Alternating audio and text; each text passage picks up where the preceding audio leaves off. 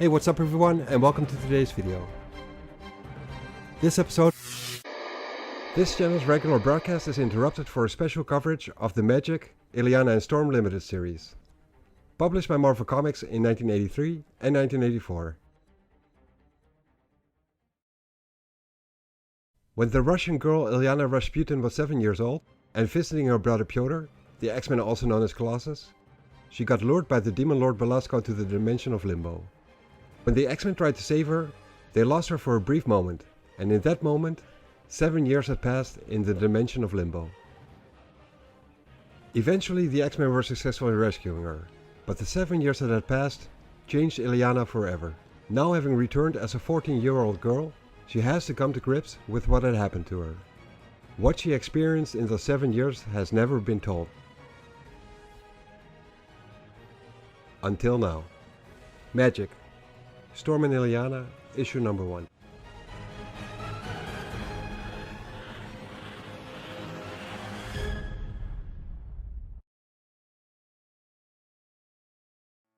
Illyana was born in a small house. In a land so vast you could walk for days and never see another person.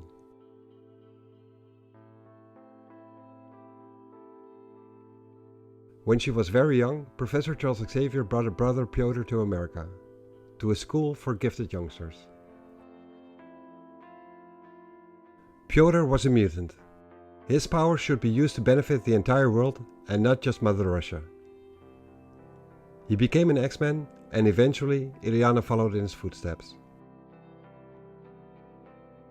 If she had not done so, today would have been her 8th birthday. But instead, today is her 14th birthday. Half of her life she spent on Earth, and the other half was spent in Hell, as a consort to a devil. Illyana Rasputin is now humanity's savior. Either that, or the means of its eternal damnation. This is the story of how a little girl got lost. Illyana thinks back to when her brother and his friends of the X-Men came to Limbo to save her from the clutches of Belasco. Pyotr is holding her and she can feel the ice-cold touch of his armored skin. She has never been this frightened in all of her life, but she makes no sound. She refuses to cry, because she does not want her brother to be ashamed of her. As they are about to teleport out, Storm is trying to chase the demons away, while a spell of teleportation is cast. Kitty makes a joke and Wolverine does not think it's funny at all. He very well realizes the dangers that they are all in. Illyana can hear Belasco shout and she is confused about there being 2 storms. One is old and one is young. One is a sorceress and the other one is the one she's familiar with. They are totally different, yet she can tell that they are the same person. They are combining their powers to protect them and send them home. But then, all of a sudden, as if out of nowhere, Belasco manages to grab Illyana by the arm. Apparently he managed to slip past the Elder Storm. He tells the X-Men to abort the spell or they will see the little snowflake being torn limb from limb. Kitty manages to grab her from the other side as well, and Illyana shouts out to her brother, saying the Demon Lord is hurting her and she asks him to please help her. As the teleportation of the X-Men is completed, Kitty loses her grip and can't feel Illyana anymore. Illyana can hear Kitty scream, and her scream is echoed by one of Illyana's own, as Belasco rips her from Kitty's grip, and they vanish. The Elder Storm shouts out no, and thinks to herself that she must hurry and follow Belasco, and she hopes to catch him before it's too late. And if it is too late, if she cannot save the child, she will have to slay her. She knows that neither course will be easy now that she is alone and the X-Men have returned to Earth. She could summon them back, but doesn't dare to do that. She does not want history to repeat itself, and half the horrors that befell her own X-Men team happen to them as well. As she makes her way to Belasco's lair, she is welcomed by him, and he says to her that he has been expecting her and that they have been apart for far too long. She tells him that she will be his if he lets the girl go. But Belasco asks her why he would ever do that, if he will soon have them both anyways. He works his magic on Illyana, who is lying on an altar, and says that she is delightfully pure and unspoiled. He mentions that even Kitty Pryde wasn't this innocent when he finally claimed her. He says that Illyana is a perfect instrument through which his masters, the Elder Gods, will extend their domination to the Earth first, and the entire universe after that. Storm says that she will not allow this, and attacks him, but Belasco tells her words are empty. Even in her prime, Storm was no match for him, he says, and asks her what hope she thinks she has now that she is old. He lifts Illyana's soul out of her body, and tells her that the grand and glorious destiny he promised her is at hand. Illyana cannot help herself and laughs on the inside as this is happening. She notices that she is flying through the air as free as a bird, and thinks it's wonderful. She is not afraid anymore, even though she wishes Pyotr was with her. As she looks at Belasco's face, she thinks it's a scary one to look at, but so is Nightcrawler's, who is her brother's good friend. She experiences his voice as kind and his touch as gentle. She knows that Belasco won't do anything bad to her, because he told her he loves her. She can hear Aurora's voice in the distance calling frantically. She wants to save her, but there is no need. She is not in danger. Belasco then touches her face and changes it. Illyana is growing, getting bigger and older. But only this goes of her. Her real body on the altar doesn't change. Belasco laughs and Illyana joins him in doing so, as she changes even more. He has now reshaped this piece of Illyana's soul completely, irrevocably, in his own image. He then asks Storm if she remembers when this was done to her. He then transforms the simulacrum of Illyana into a ball of energy, asking her if it isn't gorgeous. He tells her that she is now bound to him, both body and soul, and through him to his dread lords, forever, as he grabs the ball of energy. He then tells her to behold the first of 5 bloodstones, which she then places into a medallion, and adds that no power on earth can remove them. He says that when at last the circle is complete, the dimensional walls will burst and the Elder Gods will come to Earth, and he tells Storm how sad it is that she won't be alive to see that wondrous day as he attacks her. Storm screams out and falls to the ground. She knows that every stone will make Belasco incalculably stronger. If he is to be stopped, it must be right here and right now. She has the will to do it, but her body betrays her. It is too old and too weak. Belasco asks her why she seems so surprised, since the outcome had been inevitable all along. He is immortal, and she is not. It's as simple as that. He does not even need to kill her anymore, because nature itself will do that job for him. He then gets attacked by an older Kitty Pryde, who goes by the codename of Cat now. She throws a shuriken at him and it slashes his face. Belasco returns an attack, but Cat is able to split it with the sword she's carrying, making it dissipate in thin air. She then leaps at him and unleashes another attack, but Belasco teleports away just in time, and Cat cannot wait until they meet again.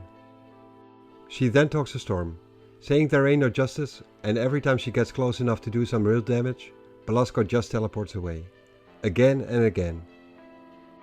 Aurora, who looks after Illyana, says that he is a sorcerer, and cannot be fought with steel alone, but for Cat, there is no other way to fight him. She asks how Illyana is doing, and Storm tells her that she is unconscious for the moment. It's better for them to teleport away to Storm's hideout now, before Belasco returns with reinforcements. In her lair, Storm puts Illyana to bed. And as she does so, Cat tells Aurora that a part of her hates Illyana. After all, it's her fault that they have become what they are now. Aurora asks her if she truly believes that. Cat then apologizes to Storm that she didn't come to her aid earlier when the X-Men were still here. She just can't bear to see the other X-Men alive and well, knowing what happened to her old teammates. Seeing them just brought back too many memories, and she feels ashamed. Storm tells Cat that it was just as difficult for her. The two of them were part of the same X-Men team once, and theirs was able to rescue Illyana. But they remained trapped in Limbo instead, and their other team members suffered the consequences. But for all they know, that process may repeat itself yet again. Limbo is a magic place where none of the normal rules of space and time apply. Anything is possible. Illyana wasn't really sleeping just now, she was just pretending. She likes this place where she is right now, more than the one she was in before. It reminds her of her home. She remembers Belasco and Storm shouting, but that is all. She wonders what happened after that. She follows the voices she hears and notices that Storm's friend sounds very familiar. She knows who she is. It's Kitty Pryde, her brother's special friend and hers as well. But she is all grown up now and no longer a teenager. She tries to be as quiet as possible because she doesn't want them to find out that she's here, but Aurora has already found out. She's aware of every living thing in her garden. She can tell that Illyana is insatiably curious, blissfully afraid and totally trusting of the world and everything in it. But she knows that Illyana will soon find out differently, and it will break Aurora's heart to have to teach her. Then suddenly, Storm collapses. The battles she has fought have taken their toll, but Cat catches her. Storm is simply getting too old for this, Cat tells her, as she pours her a drink. Just like Belasco had told her before as well, Storm says. Cat does not think this is a funny joke, and Storm says that perhaps it isn't. But laughter helps her maintain her perspective. She tells Cat that she has to break Belasco's link with Illyana, and Cat asks her if that is a wise decision in her condition. She tells Storm that if she does, she will be courting disaster. But Storm says that she can't delay any further. Belasco is correct and time is on his side.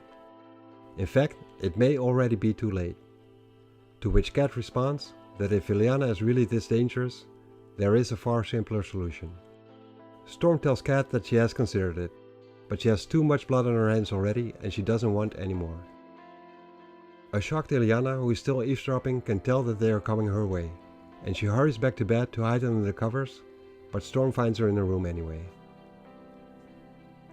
Illyana tells Storm that she wants her brother, and Storm tells her that she shouldn't fret, because with some luck, she will be by his side once more soon enough, safe and sound. She tells Illyana that Belasco is pure evil beyond measure, and that the medallion he gave her gives him power over her. Illyana asks Storm if she is a witch, which she wasn't when she was with the X-Men, but Storm tells her that she was a lot younger back then. She tells Illyana that if she is able to free her from Belasco's enchantment, she will be able to send her home soon as well. Illyana joyfully thanks Storm and asks if she and Kitty will be coming along with her as well, but Cat shouts out no. Illyana apologizes to Kitty and says that she didn't mean to make her angry, but Cat tells her that Kitty is dead and she should forget about her. Storm tells Illyana that this is where they belong, as she lays her hand on Illyana's head and starts casting a spell. She tells Illyana to not be afraid, and she says that she isn't. She knows that Aurora would never hurt her. She looks Aurora in the eyes, and she reminds her of her mother. But she looks so sad.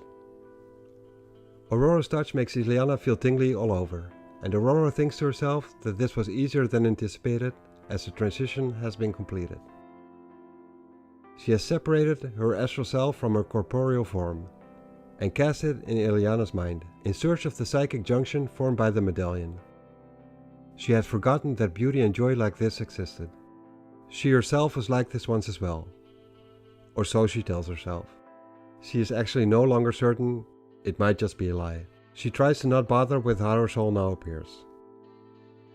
Eventually she has made her way to the core of Illyana's being, and is shocked with what she finds there.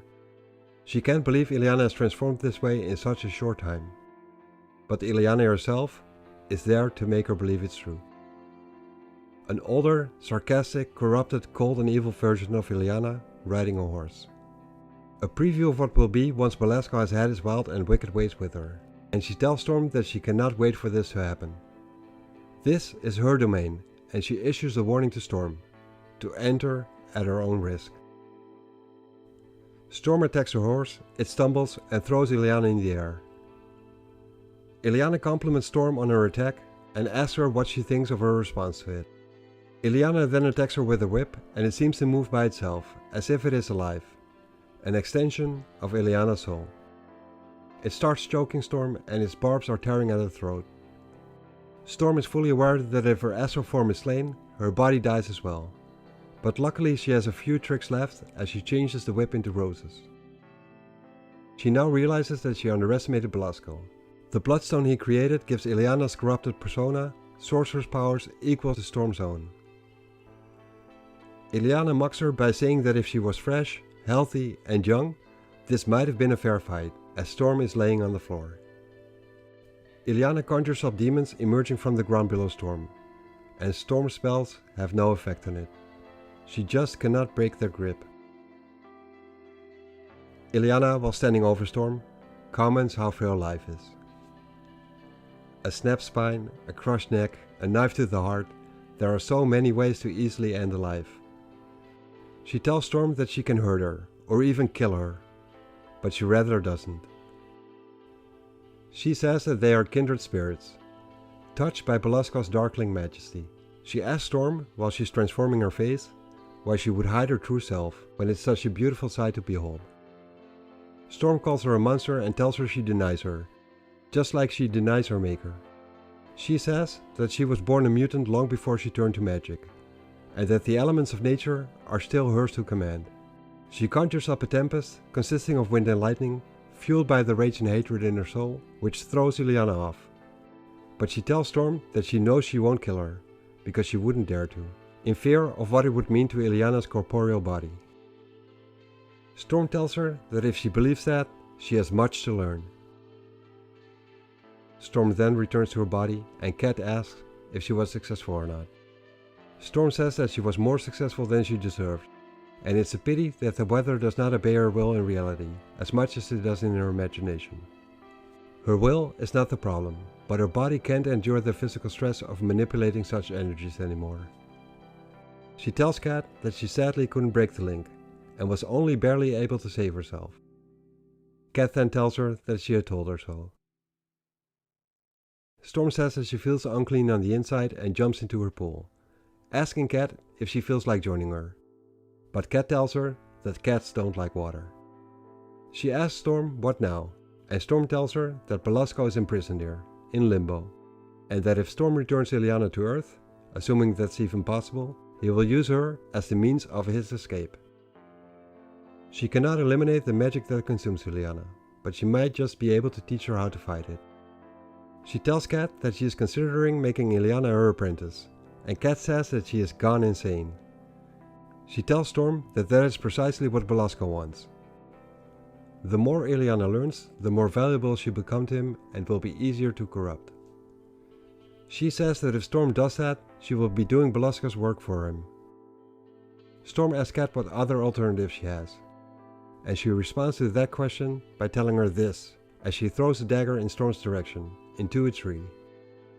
Storm pulls the dagger out and asks Cat that when it's done, what the difference between her and Belasco will be. And Cat, in return, asks her what makes her think that they are so far apart now, and continues in saying that when Storm's mutant power started waning, she turned to sorcery and followed the same path Belasco had done. She then became his apprentice, and Cat asks her what makes her so sure that she will not end up as evil as him. If he would disappear tomorrow, she would probably be happy to take his place, Cat says, and Storm asks her how she could think that of her. Cat tells her that she is not Aurora's kitten anymore, and now, thanks to Belasco, she is not even human anymore, as she rips her mask off and reveals her face. She is now a cat, in both appearance as a name, and she tells Aurora that before she allows another living soul, especially one she cares for, to suffer such a fate, she will see Illyana dead and Aurora in hell. And she leaps into a tree and crawls over the wall, leaving Aurora by herself in her lair.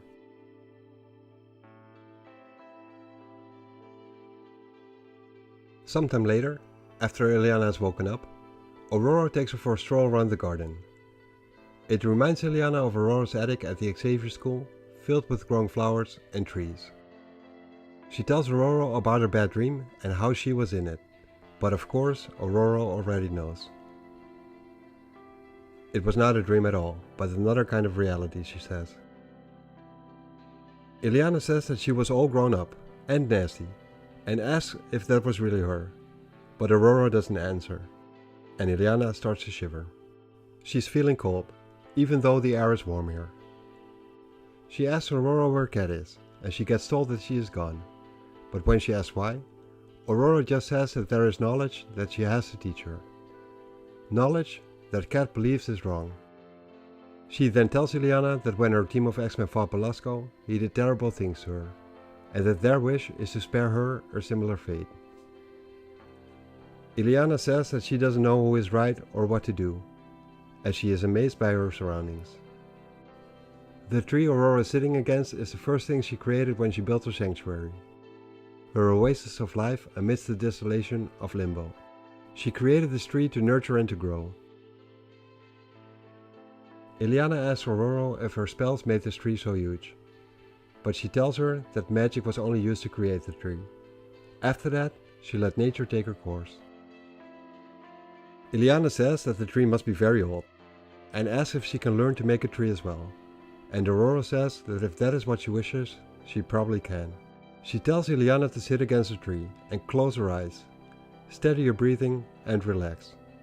She tells her to feel the beating of her heart, and the blood coursing through her body, to hear the birds and to smell the scent of the flowers. At first Illyana is in the dark, and then she sees the light, Aurora's eyes, and they are glowing like stars. Aurora's body then turns into silver fire, and as the flames reach out to her, Illyana wants to run. But only for a moment, because Aurora's smile makes her feel better. She can't help flinching as the fire sweeps up her arm, and Aurora tells her to look around her. Illyana's eyes are still shut, but she can see everything around her perfectly. The fire is everywhere. The garden is alive with glittering lights and colors. It's so beautiful that she wants to cry, but when she does, her tears form as diamonds. She feels a tug and finds herself splitting apart. Her ghost body is leaving her physical body behind. She experiences this as fun, and thinks how she wants to do it all the time now. Aurora tells her these are their astral forms, and in utilizing them they can go places and do and perceive things that their human selves are unable to. Aurora tells her that even the greatest spells pale in comparison to the miracle of life itself. She tells Illyana that the glow she's seeing represents the life force of each plant or being. The brightness and color represent the strength, health and age. Illyana then notices some flowers being black, and asks Aurora what that means. She tells her that those flowers are ill, that their natural patterns are warped by the fundamental evil of Limbo itself. Aurora tells her that the infection is recent, and that these plants can still be saved as she uses her magic on the plants. But this takes a toll though, as Aurora notices that even casting a simple healing spell like this leaves her drained. Illyana is amazed at how Aurora made the black stuff disappear, and she asks if she can do that too. She asks Aurora to teach her how to do that. She wants to play with the garden like Aurora did, and wants to learn how to create things and change things. Illyana begs her to teach her, but Aurora tells her to never do that, to never even think about doing that. She grabs Illyana by the arm, calls her stupid girl, and asks if she would really want to destroy them all.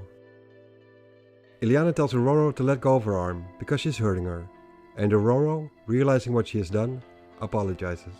She did not mean to lose her temper, but she's very tired and it made her thoughtless.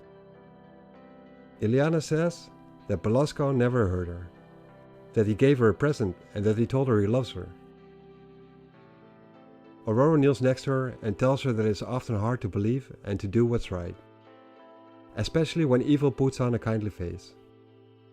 She tells Illyana that to change things for the sake of changing things, to satisfy a whim, is Belasco's way, and is wrong. She explains that there is an order to the universe, which must be respected. She must act in harmony with nature, shape its forces gently to her will, and to not just force her will on it. She tells Illyana that if she does give in to the temptation, she will be doomed. Illyana asks her what she means by that, and if she will punish her. But Aurora tells her to turn her awareness inwards, and then she will understand.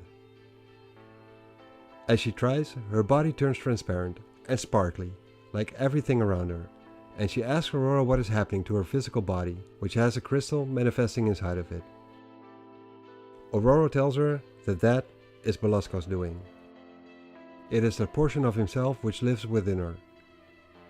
If she allows it, he will someday consume her. Illyana tells Aurora that she doesn't like it and that she thinks it's ugly. She asks Aurora if she can make it go away, just like she did with the sickness of the plants. But Aurora tells her that she tried alright. She then tells Illyana that being human gives them a great potential for both evil as for good, and that it's this fatal flaw which Belasco is exploiting. Illyana then points to Aurora's physical body, and points out that her body is showing the same black crystal inside of her, but only bigger. And that's the exact moment when Illyana wakes up in her physical body in the garden, with everything having turned back to normal. Aurora tells Illyana that this is her doing, and that her lesson has reached its end. Illyana then notices that she has grown taller, and asks Aurora what has happened to her, and she tells her that the same thing happened to her which had happened to her tree, namely the passage of time. Roughly a year has passed from the moment they sat down. Illyana says that it went by so fast and that it seems like she hardly learned anything, but Aurora tells her she did better than she knows, and that she's proud of her. Illyana asks Aurora if she's right in thinking that she will not be a child for very much longer, if days pass so quickly around here. But Aurora tells her that that part of her life is already past. Illyana figures that Aurora did not want to talk about the crystal she saw in her body, and that's why she ended the lesson. Aurora tells her that she has paid her price to gain the arcane knowledge that sustains her, and that she's still human enough to not want to be reminded to those dark times from her past. Illyana asks her if the same thing will happen to her, but Aurora tells her that it won't if they can help it. They both realize that they are hungry and will see what they can have for dinner. They walk off and don't look back. They do not see the plant which Aurora tried to cure shrivel and collapse, with its leaves turning black and its stems withering to desiccated husks. Before they have left the garden, the plant is dead and rotting. Aurora's spell didn't work, and she didn't even notice it.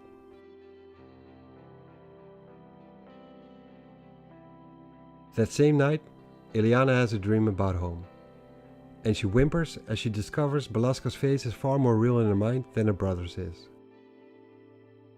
She has been away for far too long, and she wonders what happens if she forgets everything about her life on Earth. What will become of her then? Outside, Cat enters Storm's garden, and with Storm being in touch with nature, she notices this. It wakes her up from her sleep, and she can tell it's not a demon, nor a servant of Belasco. Its aura is only partially tainted, and it's as familiar to her as her own is. She gets out of her room and stands on the balcony, calling for Cat, asking her where she is and why she's hiding. She tells Cat to show herself, but gets attacked in such a way that she loses her balance and falls down from the balcony, right into the pool in her garden. Cat then apologizes to Aurora and says that this is not a social call. She jumps into the pool, regardless of her not liking water, and drags Aurora out. Cat says that she hopes once Aurora's anger passes, if it ever will, that she will understand why she has to do this and asks her for forgiveness. She calls out for Illyana and tells her she offers her a way home. She tells her there will be risks involved and the road will be dangerous, that she might perish in the attempt, but at least that way she will die clean, free from any sorcerer's corruption. Illyana asks Cat what Aurora has to say about all of this, and Cat tells her that Aurora would want to keep her by her side, as her apprentice, to serve her, as she herself once did Belasco, perhaps for the rest of her days. Illyana then asks Cat if there's evil within Aurora, and Cat tells her that there is evil within everyone. The longer Illyana remains here, the stronger it will grow. Illyana tells her that she does not want to stay, and asks Cat to please take her home. And all of this is being watched by Belasco through his crying pool. He likes the fact that Cat is doing this and is taking Illyana out of this terrible place, and will be returning her into the arms of those who love her. Her success will be Belasco's victory, and his victory will be the destruction and damnation of the entire human race. Issue number 2.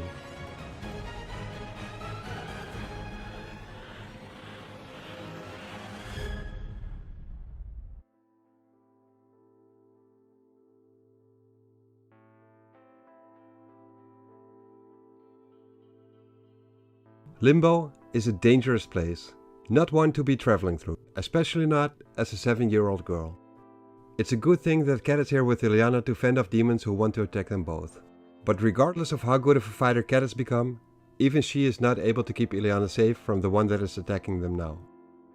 Having no powers or fighting skills of her own, Illyana decides to try and run away from it, but Cat tells her to stop, to stand still. She tells Illyana to especially not step on one of the teleporting circles of light, which happen to be scattered all around Limbo. She then throws a couple of stars into the back of the monster. But all it does is make it angry and it starts to attack her instead. But this time Cat is ready for it and kills it. As Illyana is cheering it on and asks her if they are safe now, Cat warns her to look out behind her, since she is getting attacked by another demon. It manages to grab a hold of her, her dress rips and she stumbles backwards, right into one of the light circles. The flashes temporarily blinds her, and when they clear, it's dark all around her. She can't see a thing, but she knows she's somewhere else, far away from Cat. She is now alone and lost. She cannot help but cry, until another light circle appears right by her feet. Fearful of getting teleported away again, she moves herself towards the wall behind her, trying to talk some courage into herself and to stop acting like a baby. She asks herself what her brother Piotr would say if he would see her now. She's touching the strange texture of the wall behind her, trying to get up while wishing he was here. And then, she feels something on the wall. Because of the darkness, she can't make out what it is. But then, suddenly, someone strikes a match, and in its flickering glow she can see what she was feeling on the wall. It is the decaying corpse of her brother Colossus hanging on the wall, with a huge hole in his chest. She wants to scream, but instead, all she hears is laughter. She turns around and sees Sim there, greeting her, since they have never been formally introduced. He tells her that he works for his lord Belasco, and that Colossus is hanging on the walls because he objected to the plans Belasco has in store for Illyana. He then asks her if she thinks it looks cute or not. Illyana can tell that he is mocking both her and her brother, and that he is pretty sure that they are both helpless to do anything about it. She wishes she was bigger and stronger, and that she had powers like Cat and Aurora, so she would be able to make him pay for what he has done to her brother. She sees another light circle and makes a jump for it, and Sim of course knows what she's planning on doing. Right before she's able to step into the light circle, he grabs her by the hair. He then lifts her up in the air, by her hair alone. She tells him to let her down, but he advises her to be silent, or he will deliver her to his lord Belasco one piece at a time. He tells her Belasco wants her alive, but not necessarily in one piece. He then says that Belasco could always stitch her back together again, but that will hurt. And the result wouldn't be pretty either. He then suddenly yells out. Apparently Cat has found him and stabs him in his tail. They have met one another before and Sim knows about Cat's powers, but he still tries to grab her. He tells her that she has annoyed him once too often and that he intends to feast on her heart, just like he has done with her friend Wolverine's heart. Cat tells him to be more original with his threats. Illyana then tells Cat that he killed her brother, but she tells her she already knows about that. But that was a long time ago and they have more immediate concerns right now. She tells Illyana to take a deep breath and to not let go of her hand, as she quickly faces the two of them through the wall and tells him to watch himself, or he might end up serving as her dinner one day. They end up in a region of Limbo which reminds Illyana of the barren Siberian tundra, where she was born. And Cat tells her that apart from Storm's garden, Limbo is whatever Belasco wants it to be. This part of Limbo is patterned after the place he tried to conquer on Earth, but ended up failing, called the Savage Land. Originally, it was a beautiful land, but Belasco has systematically corrupted and destroyed almost every living thing in it, as his form of revenge. Illyana asks Cat if it's because of magic that they are not falling to the ground, but Cat explains to her that it's just a facet of her phasing powers. No magic is involved. Cat then sees something she likes, and Illyana asks what it is. She throws Illyana in a bush and tells her to stay put, while she will get them some dinner, as she jumps at a two-headed saber-toothed tiger-looking creature. Illyana sees this happen and figures that Cat will most likely be killed, and that she herself will be next. But Cat surprises Illyana and slays it, slicing and stabbing one head at a time. Covered in sweat and blood, both hers and the tiger's, Cat takes off her mask and roars her triumph to the sky.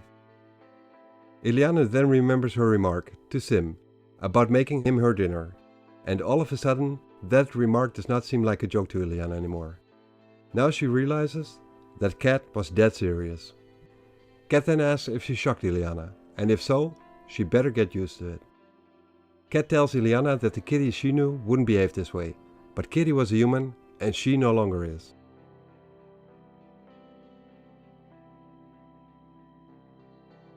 As Illyana has gathered some wood for a fire, she cooks her tiger steak, while Cat eats hers, raw.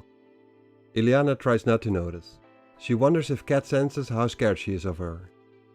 Illyana really does not want to be with her, yet she is terrified that she will desert her. After dinner, Illyana tells Cat that Aurora said it would be dangerous to try and send her home. But Cat tells her that you cannot trust a sorcerer's words, not even Aurora's. She tells Illyana that this is what's real. This is what matters, as she holds her sword up and says that this is what you can trust. Cold steel and the strength of a body and the will to use it. She tells Illyana to get some sleep and that her training will start in the morning. As Illyana lies down, she asks her, training for what? And Cat says that she will find out soon enough, and once she does, she will probably wish that she hadn't.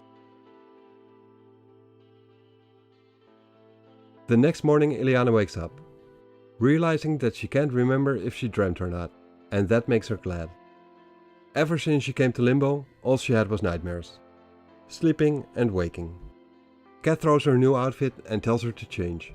This one will suit her better, and Illyana asks what will be for breakfast, and she tells Cat that she is hungry. She gets told by Cat that she will be a lot hungrier before they will finally eat, and they will be a long way from where they are now. Illyana asks where they are going, and Cat tells her to look at the mountains, far in the distance. When Illyana asks how they will reach those mountains, Cat tells her they will run, while she slaps her on the ass with a sword. While they are running, she tries to keep up, but Cat is so much bigger than her that she has to take 2 or 3 steps for every one of hers. And when she finally drops to her knees, Cat is not even breathing hard.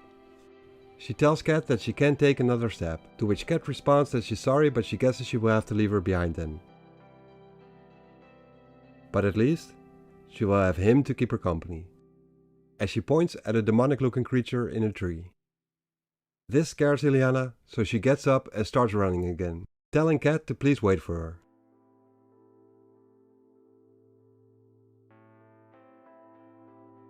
The rest of the day is filled with Illyana picking herself up from the dirt, and the more tired she gets, the more she trips and falls, with Cat just taunting her, goading her on and on and on. Illyana never imagined she could hurt so much, and Cat just looks as fresh as when they had started.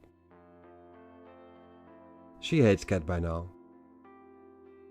Cat throws her sword at Illyana, calls her a snowflake, and tells her to do something about it then, if she truly feels like that. Illyana responds by saying that maybe she will, when she's rested. And she tells Cat to not call her Snowflake anymore, since that was Piotr's special nickname for her, and it reminds her of what had happened to him. Cat then slashes Illyana's face with a dagger, and tells her that she will call her anything she likes and will do anything she wants, unless she stops her. She tells her to pick up the sword and to defend herself or die. Illyana feels her blood dripping down her face from where Cat cut her, and it hurts. A lot. When she turns to Cat, she can see the same crazy look on her face as when she was fighting the tiger. She is dead serious. Illyana picks up the sword and comes at Cat, but she has no idea how to use it, and Cat easily unarms her. Illyana is now on the ground again and realizes that she is lost. She asks Cat if this means that she will kill her, but she tells her no. When Illyana asks Cat why she's even doing this, she tells her that it's a lesson. The first of many to come. She tells Illyana that to survive, especially against Belasco, you must grow hard, strong and skilled. There are no shortcuts to that goal. She says that today was hard, but tomorrow won't be any easier. She continues by telling Illyana that this unholy wilderness shaped and tempered her, and so will it her. Cat then gets interrupted by an astral projection of Storm, who asks her if she has gone mad, placing herself and Illyana in such dangerous surroundings. Cat was already wondering when she would show up. Storm begs Cat to return to her garden, as Illyana's only hope to free herself from Belasco's influence is to master the arcane arts as her apprentice. But Cat doesn't agree and tells her no. Storm tries to convince her by telling her again that steel is no proof against Belasco's powers. Only knowledge is. Cat tells her that if he lives, he will bleed, and when he's cut deep enough, he will die. And the same goes for Storm, as she throws her dagger at Storm's projection. Storm then confirms what Cat already knows. She cannot hurt her astral form, but in return, if Storm wishes to do so, she could strike Cat down with ease. She tells Cat that she knows that she would resist her, until death, and taking the life of someone she loves would make her no better than Belasco. She tells Cat that she gives her no other choice, but to leave them to their destiny and tells her farewell.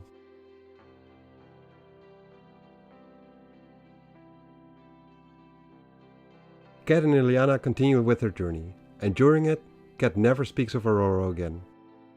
Even though Illyana has doubts about following Cat, she keeps them to herself. Regardless of how scared she is of Cat, she is far more afraid of the sorcerer's Storm.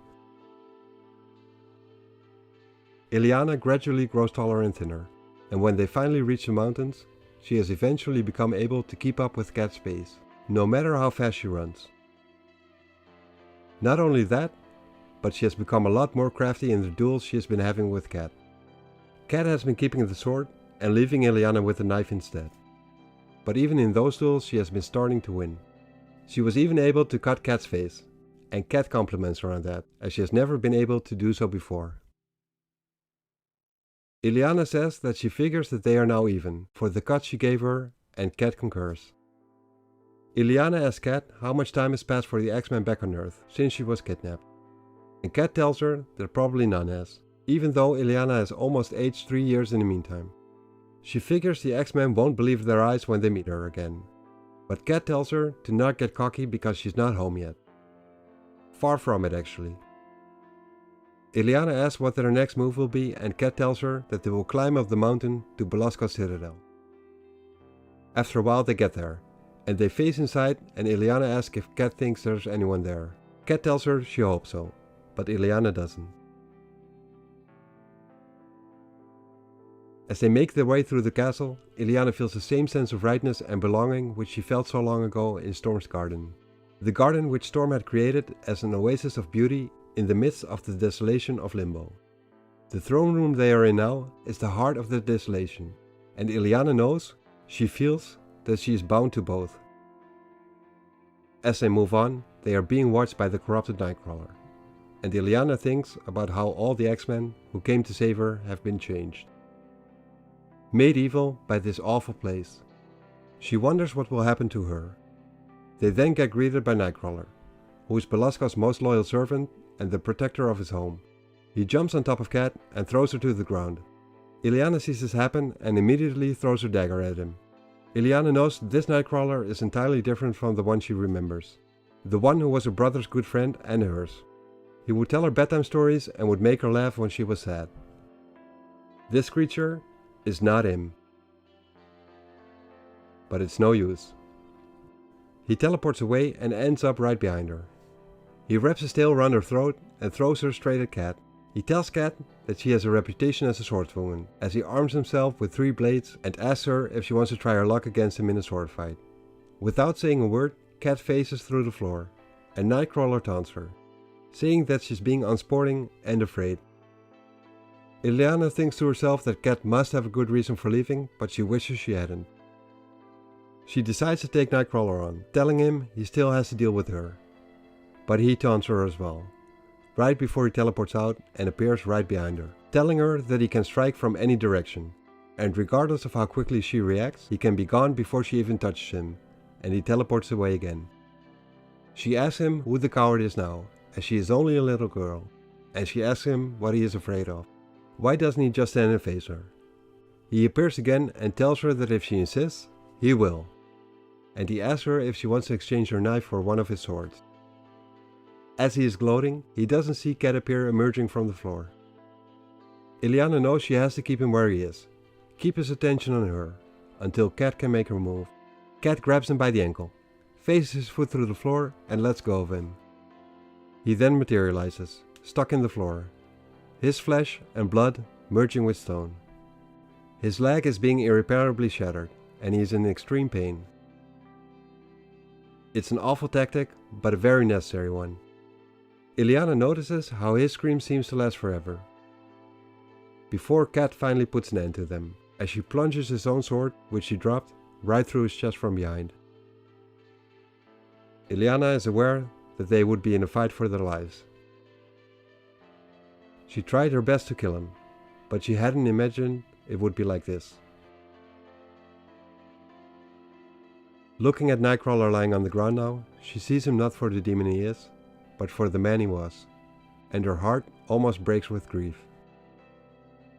Cat tells her to stop gawking and to get a move on. They then arrive at Belasco's altar, where he performs his most powerful rituals. It is also the place where the dimensional barriers separating Limbo from Earth are the thinnest. Illyana asks how they can pass through them, and Cat explains to her that her phasing powers enables her to slip the atoms of her body between those of whatever it is she is moving through.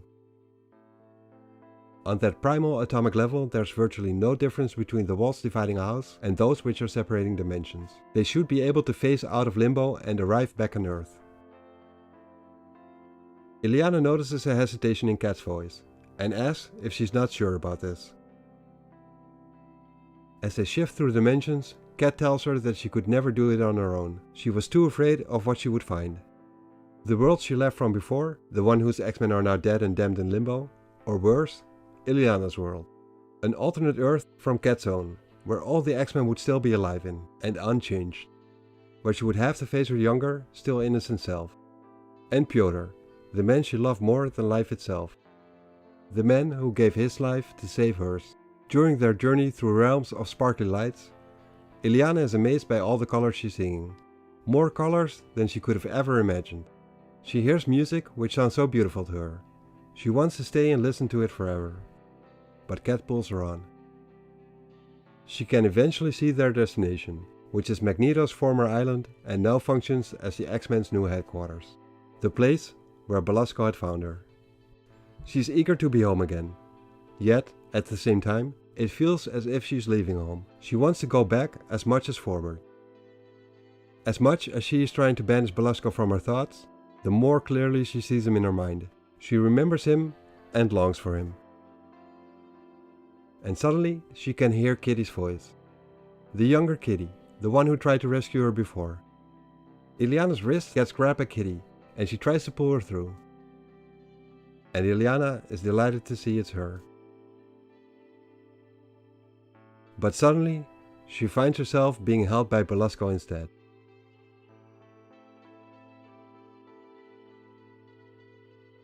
Cat and Illyana have now ended up right where they started, at Belasco's lair. He asked them if they honestly believed that he would let them go so easily. He could tell there was a momentary surge of joy in Illyana when she saw that it was him instead of the X-Men. He tells her her heart seems to know its true allegiance, even if her head denies it. But Illyana calls him a liar. She tells him with conviction that she is nothing like him and she will never be like him. Sim chimes in by saying that never is a long, long time, and that time in this place is always on the side of Lord Belasco. He tells Illyana that her precious X-Men fought for as long and hard as they could, and tells her to take a look at what happened to them. He says that she will be no different. Belasco then tells him that he shouldn't frighten Illyana, because he wants them to be friends. He mentions it's a shame about what happened to Nightcrawler, because even though he had his limitations, he was an adequate servant, and good help is hard to find these days. He then tells Cat that since she's the one who killed him, it is only fitting that she will take his place now. But Cat tells him that if he misses Nightcrawler so much, he should just join him, as she draws her sword and attacks him. Belasco tells her that her impertinence and bravado no longer amuse him, and he tells her to stop where she is, and she does so. Illyana notices that Cat's face changed into a terrifying mix of confusion and despair. She does not seem to understand what's happening to her, why her body is no longer hers to control. Belasco then tells her to hand over his sword, and so she does. He tells her that he now sees the mistake he made. He left her too human, which in turn gave her a semblance of free will. But fortunately, that is easily rectified, he says, as he touches her forehead and tells her that she's a cat in name and that he will now let her become one in fact. And he changes her appearance and behavior into that of a cat even more. He then says that life is so much simpler when you lack the capacity to worry about it. Things either are or are not. They bring pain or pleasure. Needs or desires are basic and easily satisfied. He pets her and asks if it feels good and if he should stroke her some more, and all Cat can do is purr. Illyana just looks on and wonders if Belasco will do that to her as well. Transform her into one of his creatures, or does he have something even more awful in store for her? She is scared, but she can't look away. She feels excited. She wants to see him do more and wants to help. She remembers how Storm would not let her play with the living things in her garden, but maybe Belasco will. Storm said that it was wrong and evil, and Illyana knows that she was right, but she doesn't care. Belasco then tells her to approach him, and she does. He tells her that he has another gift for her as his apprentice, and hands her a knife. He tells her that she knows what to do with it. Illyana can sense the magic in the blade, and she can tell that it can sense the magic in her as well. She realizes very well that she could kill Belasco with his knife. Just shove the knife into his black heart. They are standing so close right now that not even Sim could prevent it. The way Belasco looks and smiles at her dares her to try.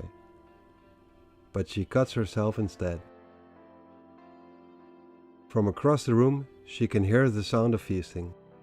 She sees Cat hunched over Nightcrawler's corpse. Tears sting Illyana's eyes at the sight of this, and she remembers how peaceful he looked. As if in death, his soul had regained the innocence stolen from him in life, and she asks herself if she will be as lucky. She takes out the medallion that Belasco had given her before, the one that would grant her a grand and glorious destiny, once the 5 bloodstones fill their proper places.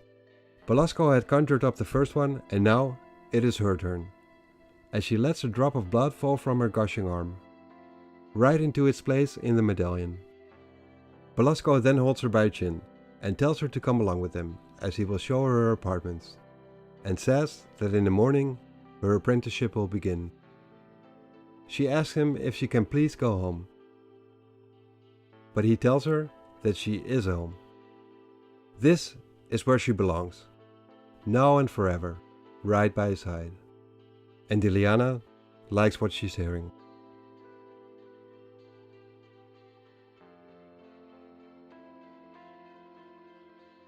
Someone who doesn't like what she's hearing is Storm. She was watching this development through her crystal ball. She warned Cat that this would happen, but she wouldn't listen to her. Cat would not believe her words. She curses Belasco for all the hurt he has caused. Cat and Illyana are like her own flesh, but what has now occurred leaves her no other alternative. For the sake of their souls, and for the sake of the world itself, she will now have to destroy them both. Issue number 3.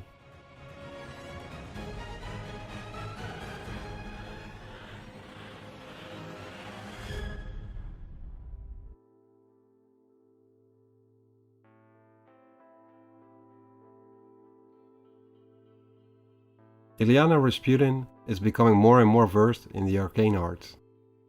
Over the past several years, she has become Belasco's willing apprentice. He is her lord and master, a demon mage in the service of the Dark Ones, the elder gods of Earth. She thrills to his voice, his touch, and his very presence. If she works hard, she will become just like him. That's what he told her. A part of her hungers for the day, but another part of her still dreads that thought. Like everything else in Limbo, her soul has become corrupted and evil, but so far, she is still in control. If it is up to Belasco, she will become the means of humanity's damnation. And right now, Belasco wants her to show him what she has learned. She starts using her magic on a little creature she has raised from birth. She calls it Squidge, named after the strange and delightful noises it makes when it's talking. She loves the creature, and it trusts her as it would one of its own kind. This beast has a simple soul, and it is easily shaped by her sorceries into an image of her own. Squidge was a gentle beast, but it now no longer is.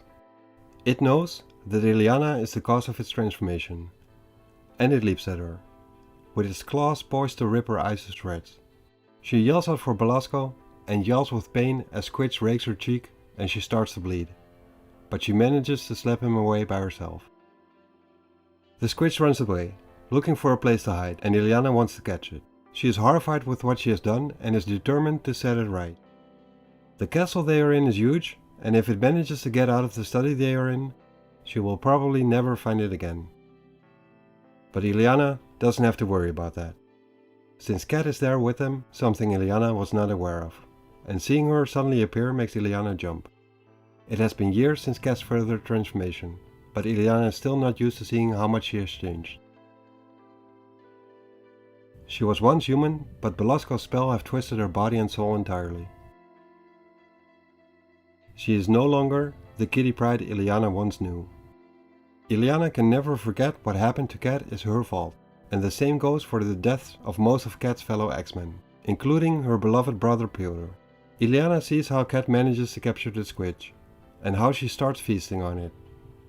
But it only whets her appetite. She starts looking at Illyana, who in turn tells Belasco that she does not like the way Cat is looking at her. He tells her that if she doesn't have any fear, she simply has nothing to fear, and that she surely doesn't have to worry about Cat harming her, since the two of them were such close friends. And he then starts laughing at her, because he's testing her at the same time. He's testing her bravery versus her willingness to strike down those she had once cared for. She is tempted to strike, but her courage wins. Belasco then tells Illyana that he expected better of her.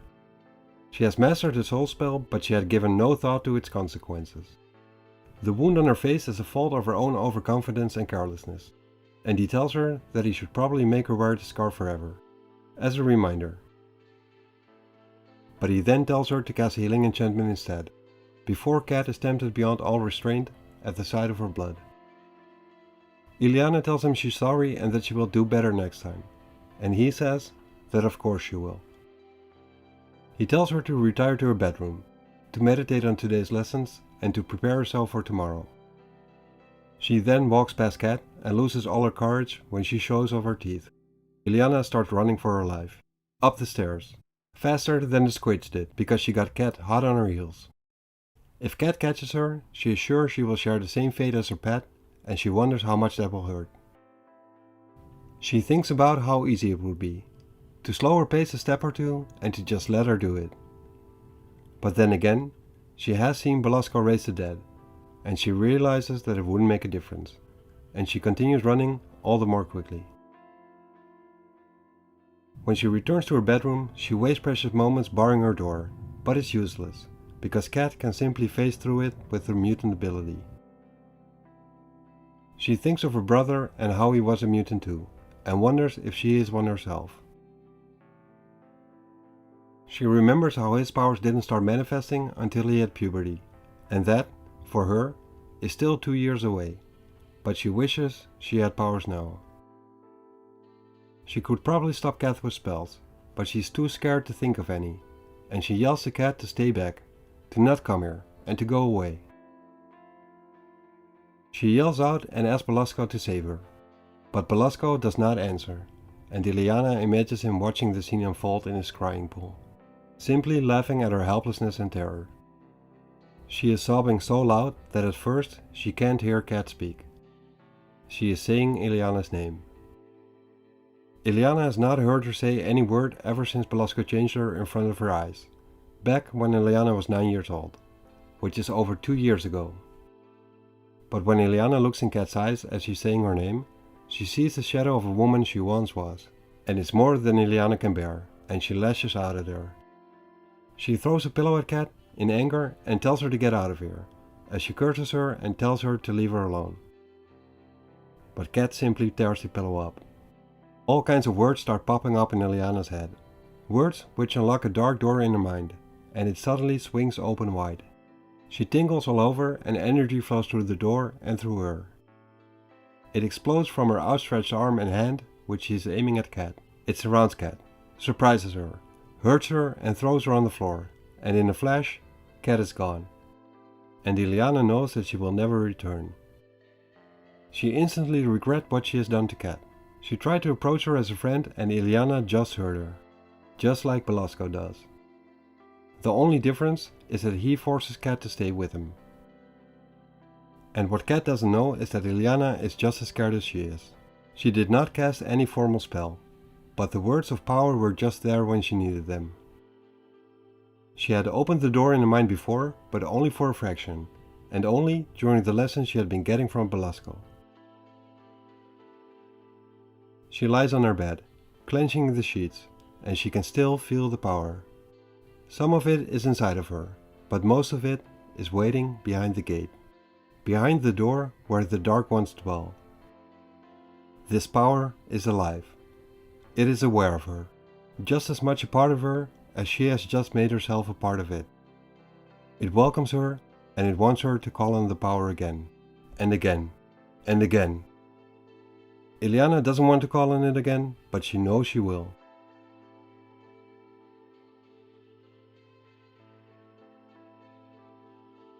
She gets up from her bed and thinks that Belasco probably did not count on her being liked by his dark gods as much as she is. If he finds out, he will be angry. She wonders if she can surprise him in another way as well, and she starts casting a magic circle. When Illyana first came to Limbo, she was looked after by Storm, the leader of the X-Men, who had been the mistress of the winds when she was young and still on Earth, but who would also become a sorceress when she got older in Limbo. She had started teaching Illyana in the magic arts before Belasco would. The magic circle she's casting will protect the caster from harm if the next spell goes wrong. At least, it's supposed to do that. Once the circle is completed, she crafts a pentagram inside as well. She starts to levitate herself while meditating. Belasco's magic circles are made of red and black fire, and he stands with the cardinal point behind him. Storm's magic circles, on the other hand, are silver, and she faces the same point. Their intentions when casting those circles are entirely different. Belasco's are to destroy, to hurt things and people, while Storm's are to create and heal. Illyana's circles are silver, just like Storm. She relaxes and tries to sense each and every individual molecule in her body. She then takes a little part of herself and combines it with other molecules and elements of the air around her. Compared to what she did earlier to the squidge, what she is doing now is a lot more impressive. Storm had told her before that destruction is always easier than creation is. She then creates an acorn out of seemingly nothing, just like Storm had done before her, and Illyana thinks about where she will plant hers. She opens one of her eyes to take a look at it, and suddenly the acorn explodes. It turns into the black darkness she had seen before, and it scares her. So much so that she loses all her concentration and she falls to the ground, seemingly unconscious.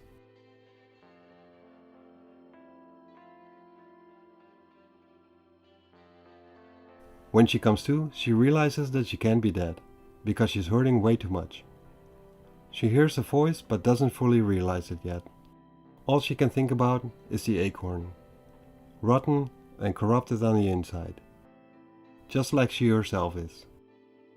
The voice tells her that so is she, but it tells her that the evil can be fought, that power can only corrupt her if she allows it. And Illyana then realizes it's the voice of Storm talking to her. Storm asks her if she really thought she would forget about her, or leave her to her fate.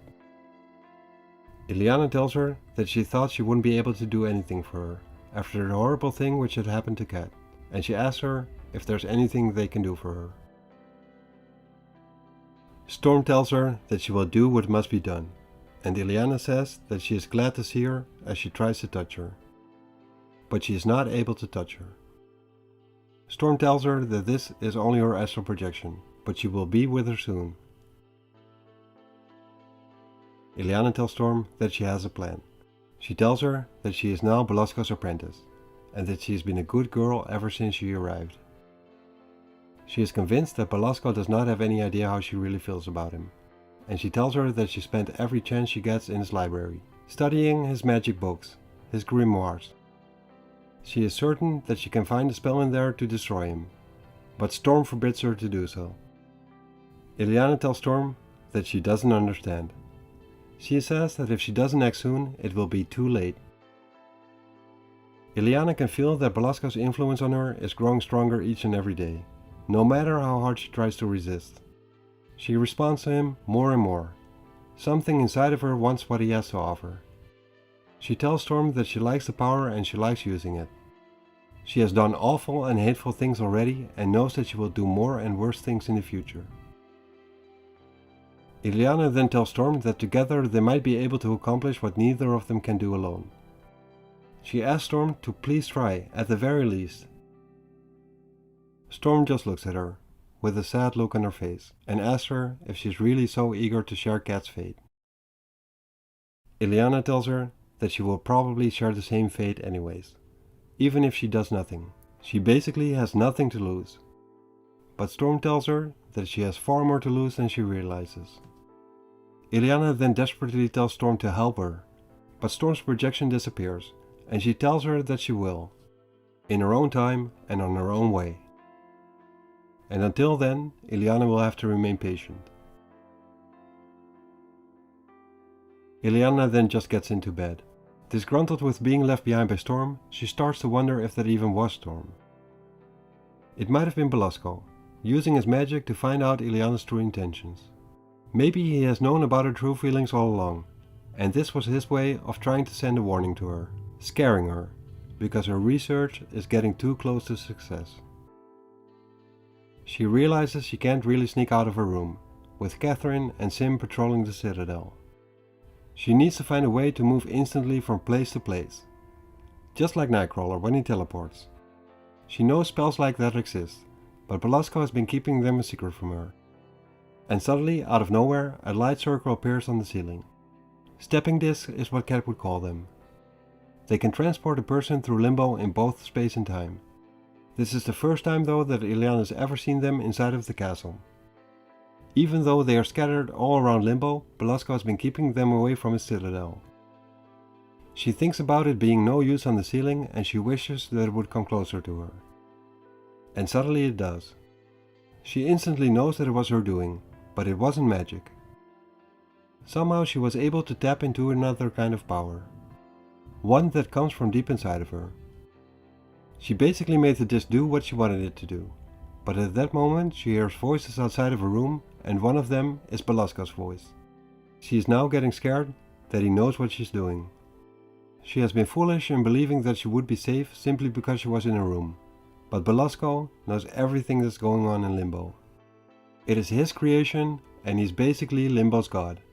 And she knows that if he catches her, she will certainly get punished by him. And in the meantime, Illyana has lost sight of the light circle on the wall. She is panicking and doesn't know what to do. But then a blinding flash appears from underneath her bed, and she now realizes where the circle had gone to, and one small instant later, she herself is gone as well. Illyana has now arrived in the tunnels which form a network through most of Limbo. She has done it. She has made her way out of the Citadel. but just thinking about it and wishing it to be so. She wonders if this is her mutant power, to be able to control a stepping disc, and she thinks it's a wonderful thing. She had not realized she had turned the right age to start manifesting her mutant powers, and she wasn't even sure if she had any. But what she does realize is that she has been in Belasco's hands for longer than she figured she had. According to both Cat and Storm, time flows differently while in Limbo than it would on Earth. She thinks to herself that she has to practice with the stepping disc, so they can send her to Belasco's library. But she can't finish the thought as she is suddenly hit by a car from out of nowhere. And in this car are the new mutants, and they have no idea what happened to them, but they can see Illyana lying on the floor. Or so they think. Roberta says that it's Illyana, but Sam says that it can't be her because she's too young. And Illyana has no idea who these people are. She has never seen these people before in her life, but yet, somehow, they seem to know who she is. And in just the same way the car appeared, it vanishes in thin air, leaving Illyana behind. She knows that she can't delay much further even though she would want to. Belasco knows what will pop up next. She knows she has to summon another disc, crosses her fingers and hopes for the best, and she steps onto it. And when she appears again, she is in Belasco's library, right where she wanted, surprised that she has reached it on her first try. She couldn't imagine that it would be this easy, right in front of the pedestal which holds Belasco's grimoire. But she won't be able to get to it, because another projection of Storm appears and tells her to stop what she's trying to do. And a gust of wind shoves her backwards, right into a light circle that she had not summoned, nor realized it was there. Illyana knows that Storm's control over the weather isn't what it used to be, and she thinks that she didn't mean to hurt her. But the gust of wind she used was so strong that it actually did. Once she has recovered from Storm's attack, she finds out that she's now in the gallery, which is overlooking the throne room of Belasco. She can't help herself and takes a little peek inside the room, just to see if the coast is clear, but it becomes clear to her that it isn't. She finds out that the last light circle she teleported through moved her in time as well as in space. She sees two people fighting. One of them is Belasco and he looks the same as ever, but the other one is Storm in her prime, both as an elemental and as a sorceress, and it becomes clear to Illyana that against this form of Storm, Belasco is clearly outmatched. Illyana sees and hears Belasco begging for his life, but Storm gives him the mercy he deserves and kills him, with all the power she has got to her disposal. Illyana sees Belasco's lifeless body lying on the floor, and she now sees Storm changing right before her very eyes. It is a change that is befitting this murder, the murder of Illyana's loving lord. And Storm is suffering. Apart from the fact that she's a woman and she has two arms, she is changing into the image of the same monster she has just slain. Illyana wants to run away. Storm is a friend and she cannot bear to watch this. But she does though, because, with what she's planning on doing, she sees herself standing in Storm's place. And then she sees a dark figure appear, right behind Storm, asking her if she really thought he would be slain so easily. He tells her that she must not forget that he is the master of Limbo. Whatever exists here does so by his will and at his sufferance. With Storm being scrunched up on the floor, Belasco sits himself down on his throne, turns his head towards Illyana and says that this place may be his prison, but within it he is immune from death. He continues by telling Storm that it was not he who perished under the fury of her lightning, but instead it was the last shreds of her cherished innocence.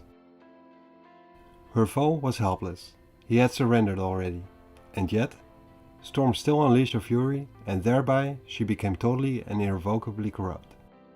The strongest willed and most noble of the X-Men, in her rage and hate, her lust for blood and revenge, proved herself no better than the creature she was fighting. He tells her that whatever happens, she is now bound to him, body and soul, until the end of time. Illyana can't bear seeing this. She screams out no, and the light circle instantly takes her away from this nightmare from the past and back to the present. Back to Belasco's citadel, right behind the battlements on top of the outer wall of the castle. Right into the hands of Sim, who had been looking for her. He grabs Illyana by the hair and tells her that his boss Belasco is not in the best of moods. That he wants her bad, but she isn't where he expected her to be, and he doesn't like that. Illyana screams out and tells him he's hurting her, and he responds by saying that that's the idea. Illyana had been punished once before by Sim, and she swore for that to never happen again. She would rather die before allowing that to happen. She casts a flare spell which dazzles him and he loses his balance. He trips right into a light circle which she made appear from out of nowhere. She has no idea where or when she sent him, but she knows it should be a long time before he makes his way back. She takes a look below and can see the castle has been breached. She had always thought that that would be impossible. And she can tell by the wind, rain and lightning surrounding the stronghold who would be responsible for this.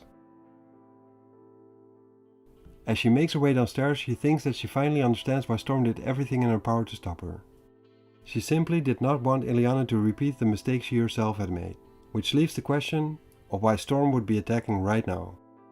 Illyana saw that Storm was no match for Belasco before, when she was younger, and now that she's old, probably much less so. And then it hits Illyana. She now realizes that Storm has come here to rescue her from Belasco. She arrives at the room where Storm and Belasco are fighting one another. She thinks that it would be best for her to summon a stepping disc to teleport herself and Storm out of here. Back to Storm's garden, where they will be safe before it's too late. She tries to summon a stepping disc, but she can't concentrate. Her thoughts and heart are racing way too fast, and she's not successful in summoning a disc. In the meantime, Storm is not only being attacked by Belasco, but by Cat as well, who flanked her and manages to catch Storm off guard. Illyana then in turn attacks Cat while carrying a torch and tells her to get away. She yells to her to leave Storm alone, who is now lying on the ground while she tries to strike her with the torch. Belasco then tells Illyana, while he calls her his daughter, that Cat was only executing his will, and he continues by telling her that he does not take kindly to defiance, and that perhaps a few scars will teach her the proper respect. Cat then immediately attacks Illyana. Illyana tells her to not do this and to try and remember who she is, but she slashes Illyana with the sharp claws regardless. Illyana ends up on the floor, against the wall, and knows that she's hurting. She has seen Cat's claws cut through stone and steel before, and she also knows that words are now useless against her. Belasco's hold on Cat is too strong.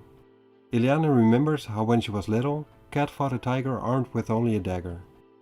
That beast was a lot bigger than Cat, with 2 heads and huge teeth, but it never had a chance. Illyana knows that she herself will now have to do a lot better than that. She is barehanded and up against the woman who taught her to fight. She jumps on Cat's back and maneuvers herself in such a way that Cat loses her balance, while she is able to gain a tighter grip on her. Cat is able to slam Illyana's back and head against the wall, but Illyana manages to grab Cat by her throat. She then wrestles her arm around the neck and snaps it. Illyana has just killed her best friend.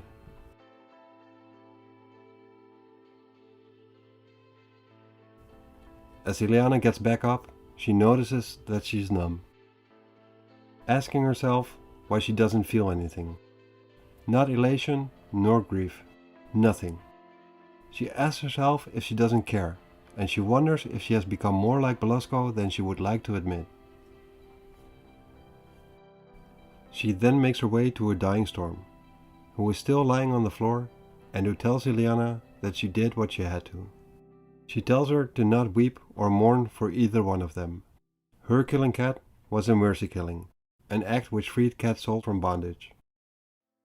As she is slowly slipping away, she tells Illyana that within the heart, within the soul, lies the key to victory. They couldn't find it, but Illyana must. She tells Illyana to be glad for her, because she will be joining the one she loves now. But Belasco tells her that that is not quite the case. He tells her that she puts too much faith in Illyana, and that it's really quite touching. He tells Storm that he cannot let her go, not without demonstrating, beyond all shadow of a doubt, how flawed and corrupt a vassal Illyana has become under his tutelage. He continues by telling Storm that she was a superb pupil, and in many ways his equal, but his Darkchylde far outstrips her, and he tells her to behold what comes next. Illyana's chest starts to burn. Eldritch fire is consuming her clothes but not her skin, as Belasco's spell reveals the medallion around her neck. It opens up, and 2 of the 5 bloodstones are already in place. And once the circle is completed, Illyana will become the gate through which Belasco's Dread Masters will enter their universe. Belasco proceeds by saying that long ago he claimed Storm's soul, but he did underestimate her. She was able to steal it back from him. She would never again be the woman she once was, because her innocence could not be regained. But the good in her came to balance and eventually outweigh the evil inside of her. Of all the creatures his power has touched and tainted over the years, of all those he had made his disciples, only she has ever been able to break that all. And that is a feat in itself and worthy of a reward. Now he and Illyana will first conjure up the 3rd bloodstone, and once that is done, they will strip Storm's soul from her body while she is still alive, and they will offer it to the Dark Ones, the ones he serves after that, as a sacrifice. He calls her a harlot and tells her that her death will not herald her freedom at all, but instead will usher in her eternal damnation. Issue number 4.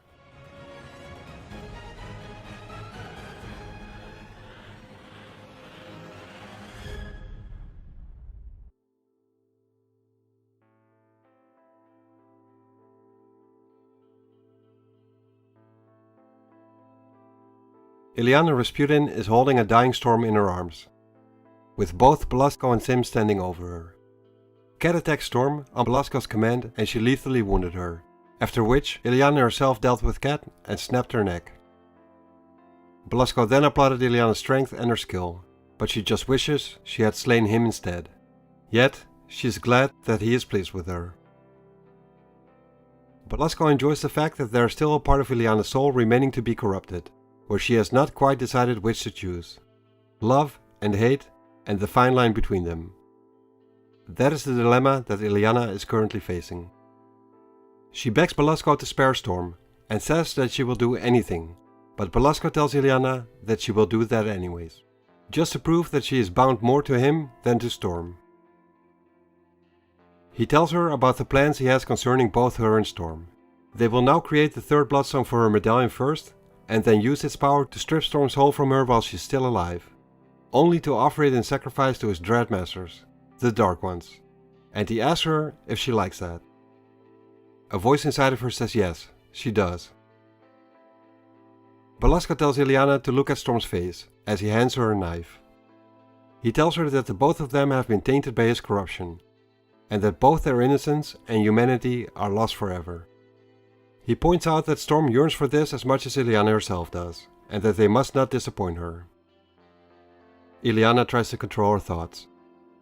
In her mind, she already knows about the ritual which is about to unfold, and she tries desperately not to speak those words which are already in her mind. But she can't seem to stop them.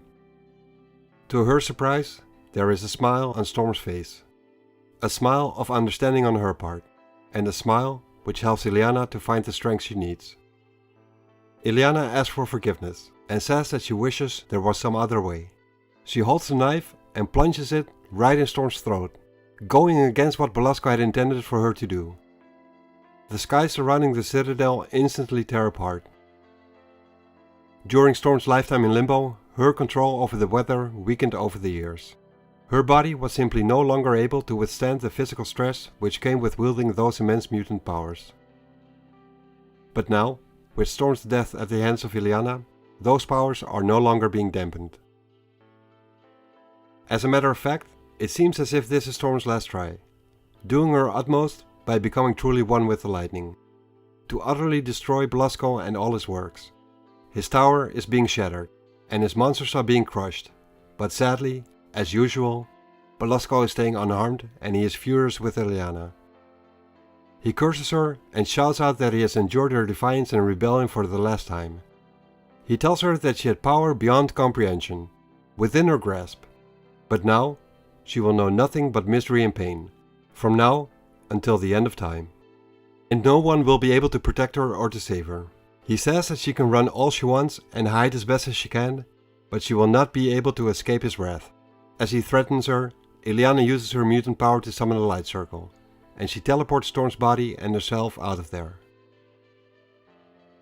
Back to the only true safe place Illyana knows in Limbo, namely Storm's secret garden, which she had been keeping safe from Belasco's corruption. While she's making a grave for Storm's body, Illyana thinks back to how she got here, and how the X-Men followed her to Limbo to try and rescue her all those years ago. How they then became separated and how she got stuck here without them, and how she would later run into an alternate version of the same X-Men. In that timeline, those X-Men were able to rescue their Illyana, while they themselves got stuck in Limbo instead. One by one, Belasco had hunted them down and twisted their souls, until they were remade in his image, with Storm and Cat being the last two of them. Storm and Cat had been able to stay out of Belasco's grip, but he did manage to possess Storm. In the end, she was able to steal her soul and freedom back, and by doing so she became his greatest enemy in this dimension. But in the end, it didn't do her any good at all. As she's crying and mourning the loss of Storm, she notices that the garden is changing as she's standing there. There's a bitter cold wind, and all of Storm's trees and flowers are rotting right before her very eyes.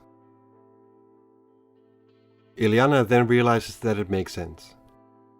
Since this is a magic place, and now, without Storm being here to use her powers to shield the place from Belasco's evil influence, this oasis of beauty and life is starting to warp, and becomes as desolate as the rest of this dimension of Limbo. And Belasco will do the same to Illyana if he gets his chance. She notices an urge inside of her, making her wanting to run back to Belasco to beg him for forgiveness. She feels that she is ready to pay any price, as long as he will take her back, and love her as he had before. She now realizes how alone and how afraid she feels. As she is lost in thoughts, a hand starts clawing its way out of the grave she had just made for Storm. It is actually Storm's rotting corpse, and it starts addressing her. It tells Illyana that she should have thought of this sooner, because some transgressions cannot be forgiven, as it tries to grab hold of her. It tells Illyana that since she has taken her life from her, and her moment of transfiguration and glory among the Dark Ones, it is only fitting that she returns the compliment. Shocked and disgusted with what she's seeing, Illyana decides to flee, because she can't fight or face this. She teleports out of there and ends up somewhere else. Illyana isn't entirely sure if this was truly Storm's corpse, or maybe some magic tricks being played on her by Belasco. She does not want to think about Storm in this way, and only wants to think of her as she has come to know her. Strong, gentle, and kind. At that exact moment, something comes barging through the wall, telling her that those are things she herself is not. It's her brother Colossus, who tells her that they all died for her, that they were all damned for her, and he tells her that those scales must be balanced, as he tries to grab her. As hard as it was on Illyana to see an exhumed and zombified version of Storm, seeing her brother like this is infinitely worse, and she just teleports away once again, with no idea where she will end up this time around. All Illyana knows is that her light circles move through both space and time, but none of the normal rules apply in Limbo, and that she wants to be as far away from this nightmare as possible. And she gets what she wished for, but she cannot believe her eyes. Illyana has arrived back home again. Back home in Siberia, Russia. She now realizes how foolishly short-sighted she had been. It had never even entered her mind that her light circles could teleport her from Limbo to Earth. Somehow she instinctively senses that this place she ended up at is Earth and not another one of Belasco's mind tricks. She could have just escaped at any given moment and she didn't even know it. She runs towards the house she grew up in and joyfully yells out to her mother, who is standing at the door opening, that it's her.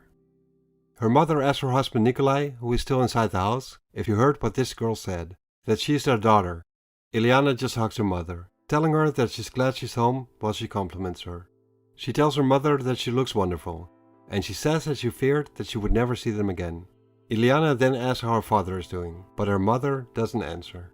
She asks what the meaning of this is, and why she is playing such a cruel joke on her. Her father then joins them and asks what the commotion is all about. Illyana is happy to see him and tells him it's her, but he says that that's impossible. There Illyana is a baby, and this girl in front of them is a young woman, almost fully grown. They tell her to stop speaking this nonsense and to go home to her real parents. They say that no decent child would walk around in the kind of costume that she's wearing, and ask her if she's some runaway wolf girl from the circus or something. Her father then tells Illyana to leave them, that she's not welcome here, and they close the door on her. Illyana then drops to her knees, realizing that she can't go home ever again. Not really. To her parents, she is only 6 years old and living with her brother in America. But for Illyana, those days are almost half her lifetime ago. She has no idea how she can tell her parents that their beloved snowflake has become both a mutant and an apprentice sorceress. Something which she can hardly come to terms with herself. She then gets tapped on her shoulder by the deceased Storm, who tells her that that is the least of her troubles. And it's not just Storm who's standing behind her, but her full team of X-Men who are all dead and zombified as well. And Illyana just faints. But she then gets slapped in the face by Belasco as Colossus is holding her, and he tells her that he thought she was made of sterner stuff. She opens her eyes just like Belasco wants, because, like he tells her, there is no amusement in punishing someone who can't feel it. She greets him and finds herself back in limbo. Belasco tells her that she is far too calm considering what's in store for her. He tells Colossus to stretch her arms out some more while holding her in the air. Belasco wants to hear Illyana scream. And she does. She screams until her throat cracks. And Belasco is loving every minute of it. Eventually he tells her that this moment could have been as pleasurable for her as it is for him, and he starts casting his magic on her. Illyana thought she had been hurt before, but Belasco teaches her that she does not know the meaning of the word hurt. She wants to fight what Belasco is doing to her, but she just as much wants to give in to it as well. There's a part inside of Illyana that will always answer his call, that simply wants the demonic power he offers.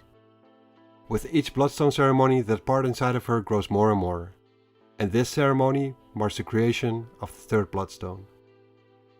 Only 2 more to go, before Illyana becomes the Eldritch Gate through which Belasco's gods will enter their dimension, to seize it as their own.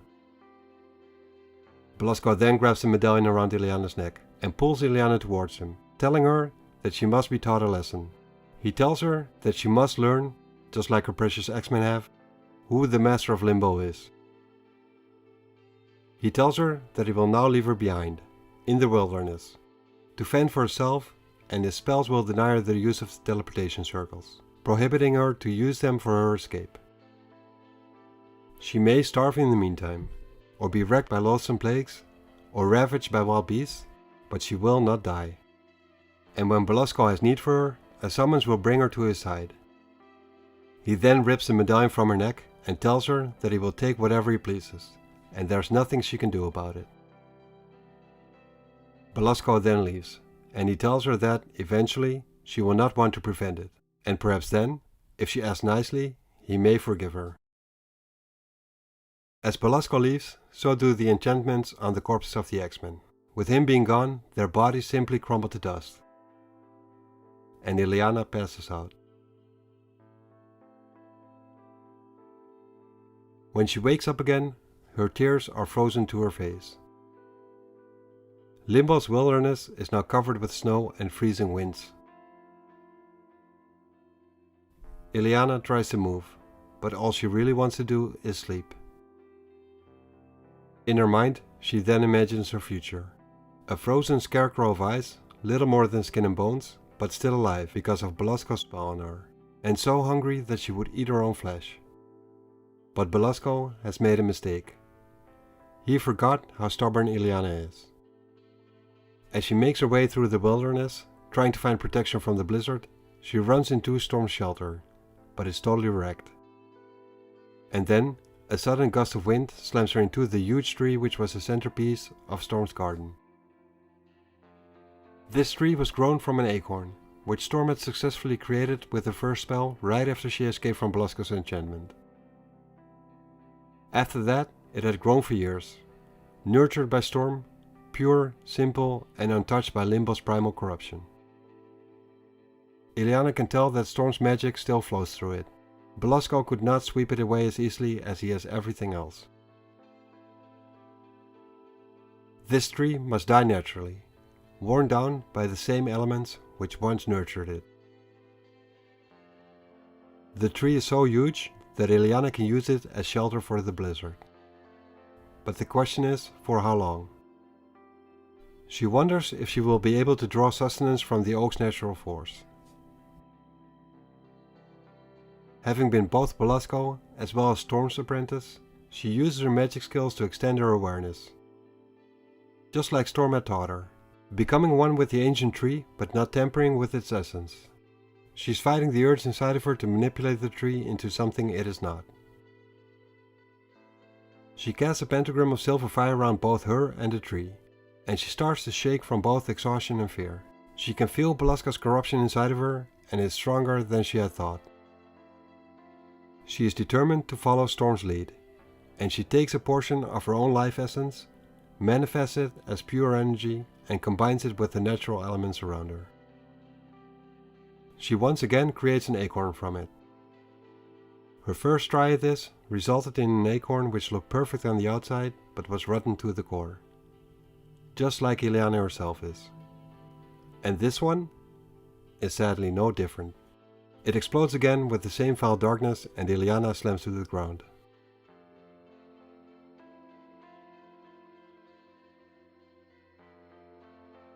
Days pass and nothing changes.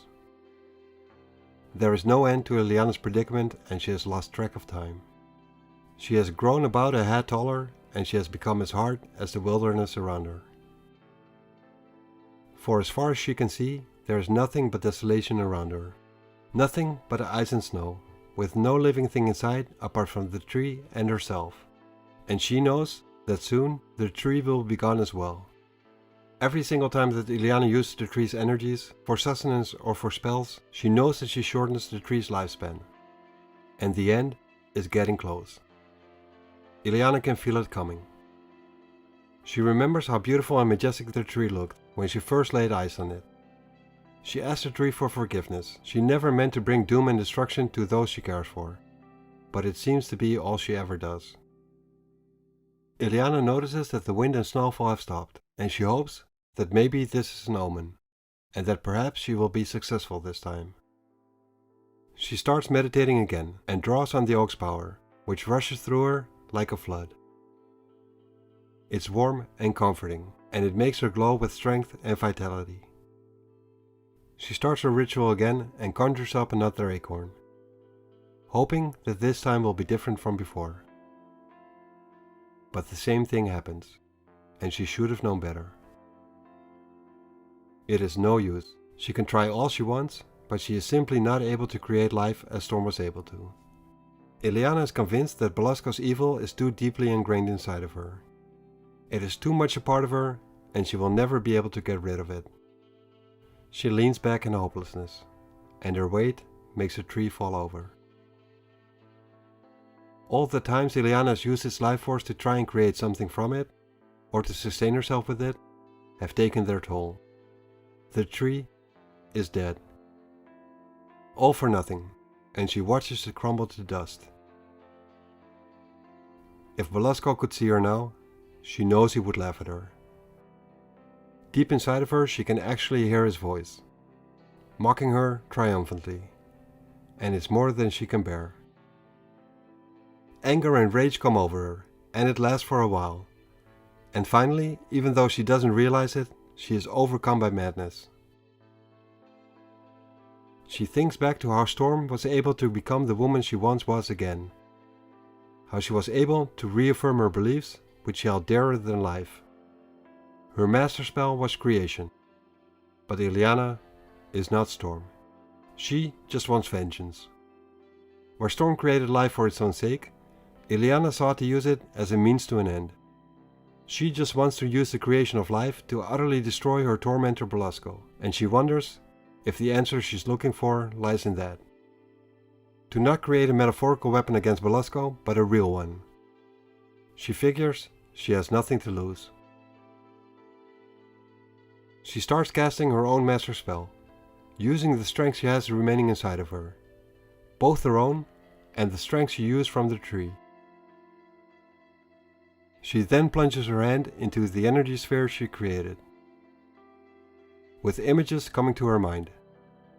Images of a sword, and then it manifests right before her, right into her hand. This went easier than she expected. So easy she figures she could have probably done this ages ago, and she asks herself why she hadn't understood this sooner. If she had, the tree wouldn't have to suffer and die. She wouldn't have to have endured this exile in this freezing cold hell. Illyana can feel the power surging through her. From the moment she grabbed the sword, she felt invincible. She is now eager to face Belasco, and all she wants is to see him die now. The spell he had cast is no longer there. It has been shattered by her newfound power surge. A light circle instantly forms beneath her and brings her to the one place where she will meet her destiny. Right into Belasco's citadel. Belasco himself is looking forward to the moment where he will become freed of his exile. He had been looking for his way out of his imprisonment in Limbo for a long time. Originally he had become trapped here after a run-in with Caesar the Savage and his wife Shana the She-Devil of the Savage Lands. After he got banished here by the Elder Gods, he had planned on using Illyana as his way out of here. But his enchantments are currently manipulating an Atlantean android named Dirk, and all he needs now for his plans to come to fruition is to restore the comatose Queen Leanne of Lemuria to a semblance of health. But if it's up to Illyana, it will not come to that. She enters the study, yelling out for him, armed with a sword and asking if he remembers her. But Belasco says that she is nothing more than a nuisance who will get dealt with as she deserves. He immediately attacks her, but Illyana's sword is able to deflect most of his magic attack, and her own magic takes care of the rest. Belasco does not seem fazed by Illyana's skills. He draws his own sword and attacks her.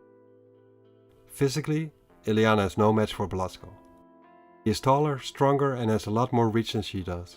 She is only a teenager, where he is an adult man. But her light circles give her the edge she needs. She can move to wherever she wants in the blink of an eye. This does surprise Belasco, since he was still under the impression that he had neutralized this mutant ability of hers with a spell. Illyana tells him that he is apparently wrong about that, as well as many other things. But he tells her that she is deluding herself, and that they will not cross swords again, as he calls for his henchman Sim, who rushes in and mocks Illyana. But Illyana simply strikes him across his chest with a sword, and he is in immediate pain, starts to bleed, and falls to the floor. Illyana tells Sim that this is revenge for what he did to her brother. Sim's defeat excites Illyana more than words could say. Not only has he been her living nightmare ever since she arrived in Limbo, punished and tortured her, killed her brother, but also, more importantly, his defeat shows an emotion on Belasco's face she has never seen before, namely fear. Belasco is now starting to realize how strong Illyana has become, and he hides behind his desk, but Illyana simply destroys it, and all of Belasco's books on it, with a sword. Her sword's energies reduces them all to ash instantly. This infuriates Belasco, and he asks her if she has any idea what she has done. Centuries of magical knowledge is now lost forever. Illyana tells him that they were evil and had no more right to exist than he himself does. Moreover, what Belasco doesn't know is that over the years under his tutelage, Illyana has read every single book in his library. All that knowledge isn't lost at all. It has simply been transferred from one demon mage to another. Illyana's features as well as Belasco's start to change. Illyana is becoming more demonic looking and Belasco is reverting back to his human form. He notices how Illyana is growing fangs and horns on her forehead, while his are fading away, along with much of his arcane powers. With this change, the fight is no longer an equal one, not by a long shot. Belasco is doing his best to stay alive, but he has no chance in beating Illyana in this state. He is starting to look terrified, and Illyana almost starts feeling sorry for him. Almost. Belasco sees that Illyana now even has a tail, and that her skin is turning as red as his used to be. Illyana then mocks him, and asks him why he doesn't call on his dark masters for aid, saying that they surely would not abandon the one who has served them so well over the years. She asks him if it could be that they don't like him anymore, or that they simply like her better. Illyana then remembers how Storm burned Belasco to a crisp in their fight, but back then he wasn't really dead. It was simply a deception. His way to strip her of the last parts of her innocence. Illyana knows that this time will be different. This time, his death will be real and forever. She raises her sword as she has her tail wrapped around his neck. She doesn't care about losing her innocence, since she has none left. Or so she thinks. It is only now, during that moment of clarity, that she realizes both her hands are holding the sword, and that Belasco is being held by her tail. A tail. And she has horns on her forehead, just like he used to have. She has become just like him, just like Storm had done before her. Voices inside of her ask her, so what? Belasco's death is important now. She has to kill him while she has that chance.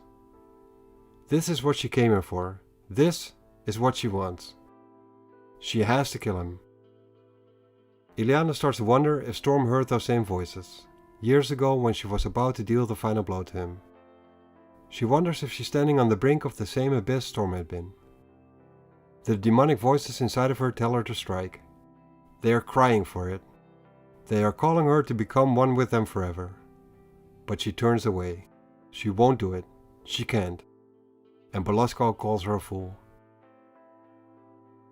Illyana's inner struggle ended with her uttering the word no as an answer to the voice's cries.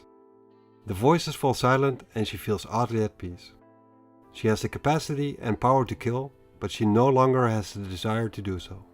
The sword she holds, her soul sword, has been forged from the twin fires of grief and rage that had been running rampant inside of her. The violence of those emotions overwhelmed her with an insane bloodlust, sending her down the same path Storm followed to her damnation. Belasco is confused. He asks her if she truly renounces her heritage, but Illyana tells him that no, she embraces it rather. He tells her that absolute power was within her grasp, but she says that the price was too high. He then calls her a pitiful, pathetic weakling. Illyana tells him to not get cocky, that he is simply only still alive because she spared him. They both know that in fair combat his Darkchylde beat him. This has proved her place as Belasco's replacement. Her act of mercy, or cowardice in Belasco's eyes, proved how much of a child she still is. And he throws the medallion with the 3 bloodstones towards her, telling her that this battle is not over. He disappears, but not before he tells her that the day will come where she will curse this day. On the day when he will deliver her precious planet into the embrace of his dread masters. Illyana did not expect him to leave. She thought she had stripped him of his magical powers. She apparently still has a lot to learn, but not now. For now she reverts to her human self. She has won, but she does not feel like cheering. She stands on the altar outside of Belasco's citadel, thinking about how easy her life was when she didn't know as much as she does now. And the more she learns, the more she finds out how little she knows. And she realizes how dangerous that little knowledge can be. It's a dangerous game she is playing. She has no idea where this road she's on is going to, or what dangers will present themselves, but she is traveling with an extremely fast pace.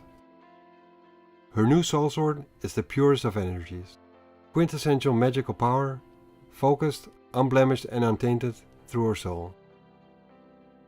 But it is still a weapon, birthed from creation, but its purpose is destruction. Much like she herself actually, shaped and tempered by 2 opposing forces, both Storm and Belasco. If she stays in limbo, she will be safe. She could heal the wounds Belasco inflicted on it and make all of it as lovely as Storm's garden. If she returns to Earth, it will mean she will have to face Belasco sooner or later. She looks at her medallion and has no idea who will win the rematch between them. The bloodstones in the medallion are parts of herself, parts which are consecrated to evil, a bond she can never break. And that is the reason why Belasco left the medallion behind with her, to remind her that she is more like him than Storm was. She doesn't want to leave Limbo, but she doesn't dare to stay here either. It has been 7 years since she arrived here. For her. For the X-Men on Earth, it has probably barely been seconds. She summons a stepping disc and teleports out of Limbo. She knows that her appearance back on Earth will be quite a surprise.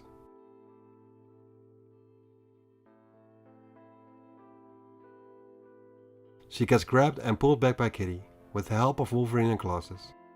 And she's finally back home, on Magneto's former base on Earth, with the X-Men she knew. And she used her powers to dress for the occasion.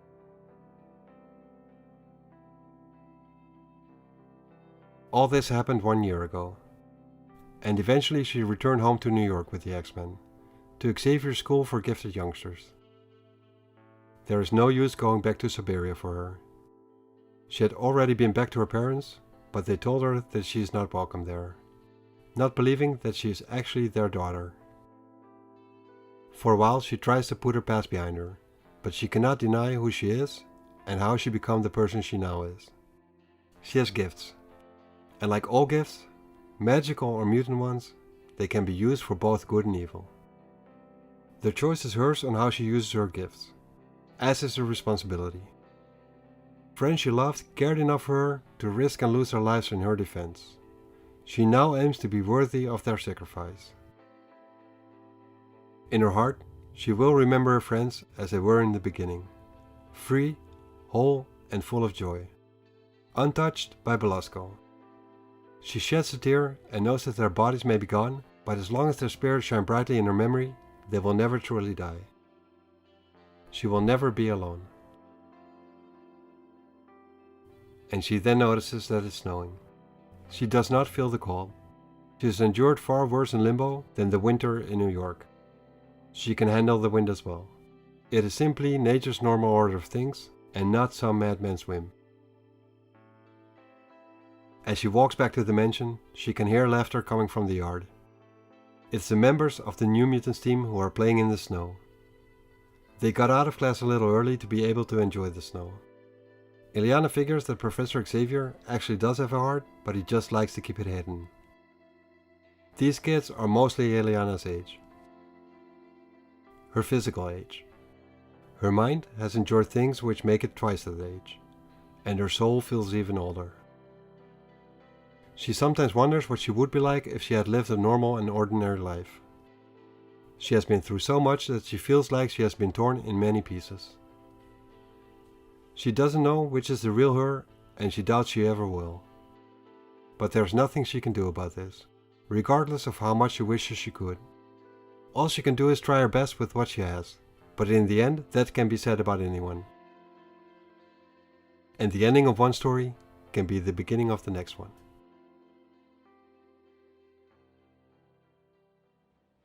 Thanks for watching this video, and I hope you enjoyed it. You can help growing this channel by liking, subscribing and sharing. This tells YouTube that the videos I'm making should be recommended to others and would be very much appreciated. See you next episode.